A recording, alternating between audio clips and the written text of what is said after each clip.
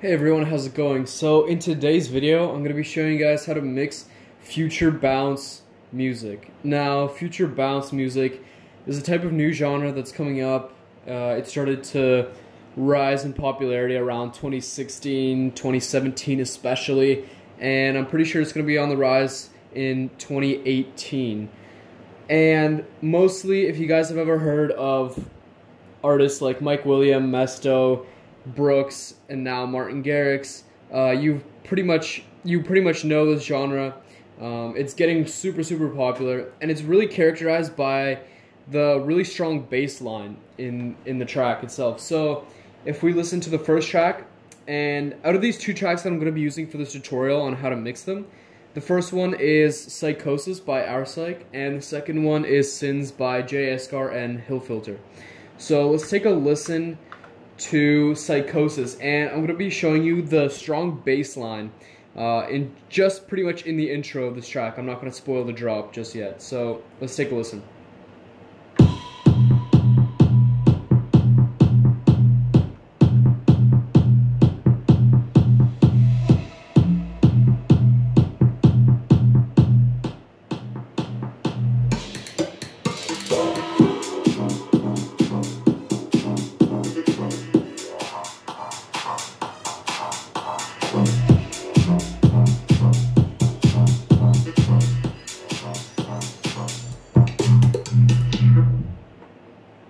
Yeah, so that was the bass line of Psychosis.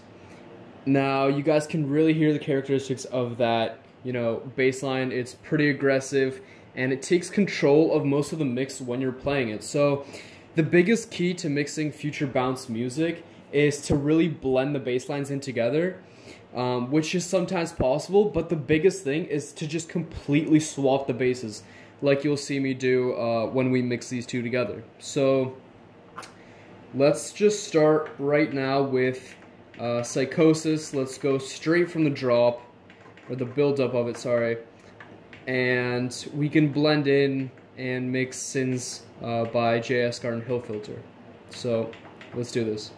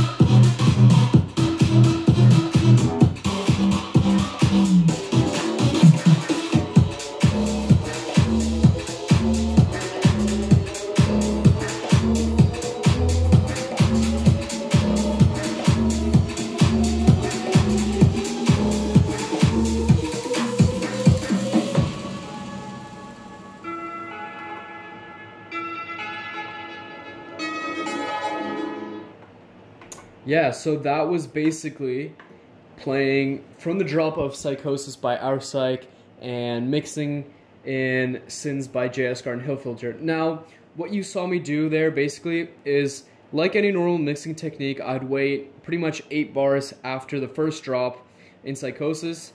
I would cue my track in, my second one, and then I would, either hit cue and just see if that's the right place. And actually, a small trick that you guys might not know is when you press the Q button on pretty much any console, any controller, any CDJs, when you press it and hold it and then simultaneously press the play button and then let go, the track will still keep playing. So this is pretty much the trick that I use when I DJ, so I pretty much don't have to go and mess up the timing if I keep on pressing the Q button and then switch to the play button.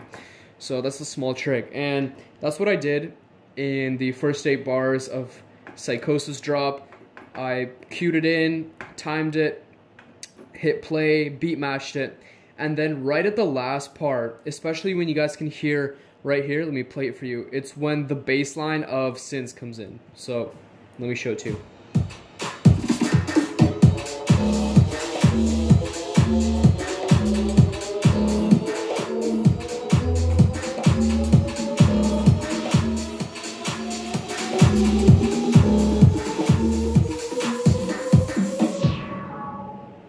So yeah, that's the part where the bass line is really, really prominent in the track. And so when I play these two together, or when you play pretty much any bass line, from the drop to an intro from any future bounce-ish track, you'll see that it's not really nice when the two bass lines blend, because they're all different notes, they're different frequencies, pitches, and they just collide with each other because they are pretty much the more dominant things in the mix, in the track. And so when they collide together, it doesn't create like the really nice sound that you want to hear when mixing. And so what I pretty much did was I had the low frequency down when I beat mashed it. I turned down the low frequency and I just waited for the kind of 4-bar kind of finishing end to the drop, and then I completely switched the two bass lines together, and I let the Sins bass line play over top of Psychosis when I muted the bass line for it. So yeah, that's a really useful technique when mixing future bounce music. Now, of course, this isn't possible for all tracks. Some of them, the bass line for one track is too strong. Even when you completely switch it out, you'll still hear it because it's more in the mid. But that's for tracks that aren't, you know, mixed together or produced very well. But yeah, if they're produced well, the bass lines will be kept in the low frequency, and there will be some hi-hats and some sounds that'll be in the high frequency. So as you heard me switch the bass line to Sins, you could still hear some of the small like effects and some of the small sounds that Psychosis has in its track through the high frequency, and that really allows you to hear both tracks but know that the second track is coming in through the bass line. So yeah, hopefully you guys enjoyed this tutorial. If you guys want more, make sure to hit that thumbs up button. Let me know in the comments down below, subscribe, share the video, and yeah, just let me know what other kind of tutorials you guys might want to see. And I'm going to be coming out with a new product in the new year around the end of January, which is going to be talking about, it's kind of like a handbook that will talk about how to avoid copyright, how to gain an audience, how to get paid, and all that sort of stuff. So yeah, stay tuned for that. Peace.